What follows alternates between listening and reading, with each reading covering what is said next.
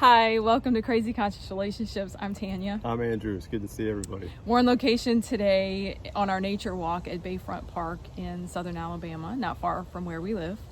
Sorry, it's been a while since we've been able to be in touch. We've had a little bit of a crazy couple of weeks. Yeah, it's one of those things that the business that I'm in has been deemed essential, and I know that it is. So my work schedule has gone from busy to Christmas time busy, which is usually our busy time. So we're seeing all kinds of volume in the delivery game that's unlike anything we've ever seen. So we wanted to talk to you about what do you feel is essential and what is not essential. Exactly. So for us, what we've discovered is being in nature on a regular basis has been essential for us, especially for me because I am not getting out and I don't have a place to go to work. I go to the store, to the grocery store, and pretty much that's it. So for me, being out in nature is an essential part of this whole thing, and really on a regular basis, I feel better the more time I spend out in nature. I think it's one of those things that what the government's telling you is essential, not essential from a literal store standpoint. What you can go do, where you can go, doesn't necessarily mean that's the only thing that's essential. You know, nobody closed Mother Nature, so we're able to get out here every day, and we're very grateful for that they haven't closed the parks down, and we're able to get what our essential needs are, not just grocery store, things like that. So it's really nice for us. Yeah, I have a few friends I talk to each week, and it's interesting how everyone has different reactions to what they feel like they really need. Some people are good to stay home in the four walls of the house and do projects and things like that, and some of us have to be outside. I'm an outside person. That's why I live in the South. I like to be outside. As soon as it starts to get warm, I'm out. So for me, this is an essential part, and it's also for me a way to tap into my intuition. It's a way for me to tap into spirit. It's more than just being outside for me. I feel the same way. It's one of those things. I'm on my phone constantly with work. You get out in nature, phone goes in my pocket, and you just breathe. You just exhale, inhale, and just be able to take in all of this. I mean, it's swampy and foresty where we are right now. All of it's the best medicine, best therapy that I can ask for. And it's been essential for me to be able to get out in this and just escape, even if it's just for an hour, just escape the chaos that the world's in right now. Right. So I know I always recommend getting out in the sun, and I know not everyone is in the sunshine where they are, but any dose of nature you can get, even if it's just staring out your window, staring at whatever nature's around you, birds.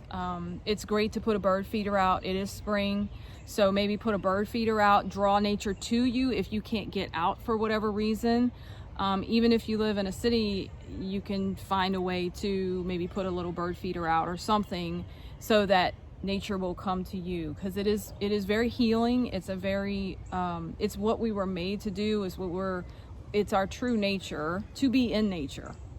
Yes, we have the bird feeder right outside our back door, and the birds just sing. We leave the door open because we're lucky that the weather is really good where we are right now, and we have dogs, so they need to go in and out whenever they want. So we leave the door open, and you just hear the birds. It's like they're putting on a concert for us multiple times a day. I'll be on the phone. Sometimes I'll call Tanya from work, and I just hear them in the background. It's just one of those things. It brings an immediate smile to my face. It's just like, wow, even in the midst of all this, the birds are still singing. The butterflies are still out, the dragonflies. Nature didn't quarantine. Yes. And that's just really cool to me. Yeah, exactly. That's exactly what I was thinking. In nature is just doing its thing. We were out for a walk the other day, and there was the little bluebird, little baby bluebird that was hopping along, just trying to learn how to fly, and mama bird was swooping in and out. It was really cool. We watched it for quite a while. But yeah, nature's just doing its thing. Birds are learning to fly. Caterpillars are turning into butterflies. We had a caterpillar in the house the other day. We had a baby possum in the house the other day. That was an experience. We have a lot of nature coming to us. Yeah. Be careful what you wish for sometimes, but it is nurturing, and it is a way for us to reconnect with ourselves through the power of nature. Yeah, I think a lot of people myself included, I just go through it differently. Struggle with how to deal with things like this, isolation. Yes, I get to go to work every day. I get to see people, but it's in a very chaotic environment. I feel like I'm grateful for the people that work for me because they're literally on the front lines. They're doing this every day, and they're doing it with a smile on their face, and they're exhausted working 6 days a week, but they're doing it. And it's just warms my heart to see that, hey, all right, you all need these things delivered to you. We're going to be the ones to get it out there. So it's one of those things, if you have a chance to escape, even if it's just in your backyard, or even if it's just looking out the window, like Tanya said, take advantage of it. Because I know mentally this can be draining and exhausting. Find a tiny reset button. Doesn't have to be a thing where you reset your entire thing for the day. Take a breath, go outside, just turn the phone off, 5 minutes. Those little baby resets can make all the difference. Absolutely. And one thing you can do too, and is obviously meditation, sitting in meditation and using nature sounds in the background in your meditation. So, and there's so much stuff out there you can get for free. You don't have to pay for anything. That you can just listen to bird sounds or wave sounds or whatever it is that can take you to that place. So one thing I've been practicing, because we did have a couple of days of rain here that really wasn't suitable to get out.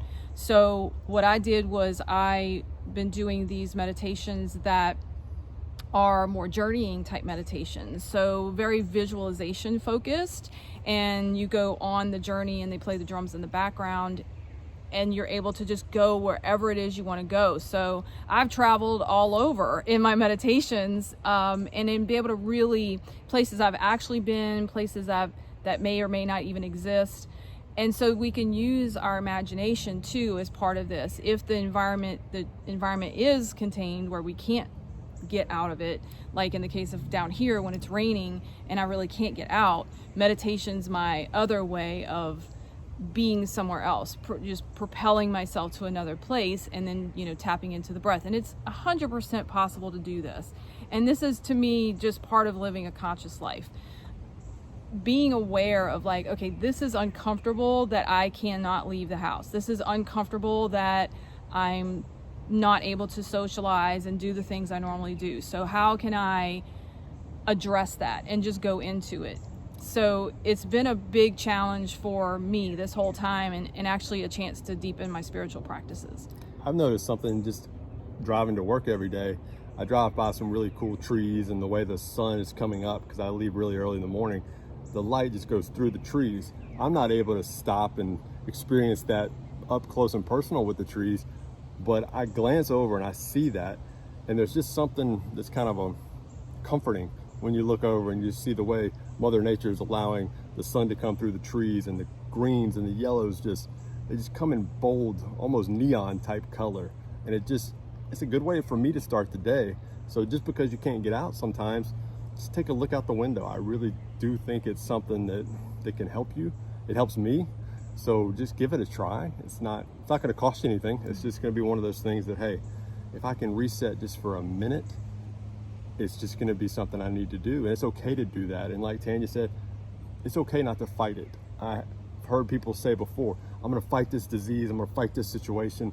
And other spiritual teachers that I really admire and listen to have said, if you fight anything, it's going to fight back. It's everything from resistance to disease and things like that. So it's one of those things, it's hard to embrace. I'm going to sit with this. I'm going to allow myself to be upset, sad, frustrated, mad. You may be all those things, maybe none of those things. But there's been moments where I'm just angry that I can't take Tanya out to dinner, something just simple. But I'm like, you know what? I'm healthy. I've still got a steady paycheck coming in, which I'm grateful for. We're both healthy. We're at home. We have our dogs. It kind of puts things in perspective that maybe some of the things that I thought were more essential before maybe aren't as pressing as they once were. Yeah, absolutely. And another essential is gratitude. To try to stay really sane and grounded through this is finding something to be grateful for every day. And for me, when I wake up in the morning, I try to think of like just one thing. And usually it's just the comfort of my bed. Like, I'm just so happy that I have like this comfortable bed. And and at night I do the same thing. You know, I do like 3, you know, and it's just right before I go to sleep. What 3 things I'm grateful for today? And it doesn't take but a few moments before I'm able to go to sleep. And it puts you in right before you go into your sleep, into the right mindset. And so I think there's so many things that we can do, essential things, you know, like I said, like Andrew said, you know, we've been told what's essential from the buying, what we can buy, what's open, what businesses. But what are we thinking about in terms of essential for us, for life, to be the best people we can be on this earth, to find our true self, to find our true nature, and just to be happy. That's one of the things that I've had some moments where I've just been so frustrated and angry and sad, and it's just like, oh my goodness. And then I look at nature, and just being in nature does this. Mother Earth is getting the most beautiful cleanse. It's a really extreme way to do it. It'd be kind of the equivalent of maybe one of us having a colonic. But you look around, you see LA seeing their blue skies. You see China seeing blue skies for the first time in decades. And in India, you know, people in northern India can see the Himalayas for up to 100 miles away. That's Mother Earth just saying, hey, I'm going to take advantage of this opportunity too, to cleanse myself. So there's been moments where I'm just like, you know what? I'm grateful for the fact that the planet that I live on is getting a chance to, you know, come back to life. To get a chance to get breathe. a breath. Yeah. Absolutely. And I think that's one thing, for those of us who aren't working as much, it's given us a chance to breathe. I've talked to people who are working who their business is slower, and it's giving a chance to breathe. And so again, essentials, it's really about what we really truly need, and this is really a great chance for us to even to embrace that and to say, okay, what's really important? Being, you know, taking care of my body, taking care of my relationships, and staying connected in all the different ways that we can, not only to Mother Earth, but to our relationships. Yeah, and to ourselves. The relationship with yourself, to me, is as critical and essential, because without that positive relationship with you, I couldn't have a positive relationship with Tanya if I was constantly having this internal struggle. So Make sure you take time for you, which then allows you to have more time for your partner. Yeah. So take care of yourselves and take care of each other, and have a great Saturday. Yes, we promise we won't be as long in between sessions next time. Yes. Bye, guys. Bye.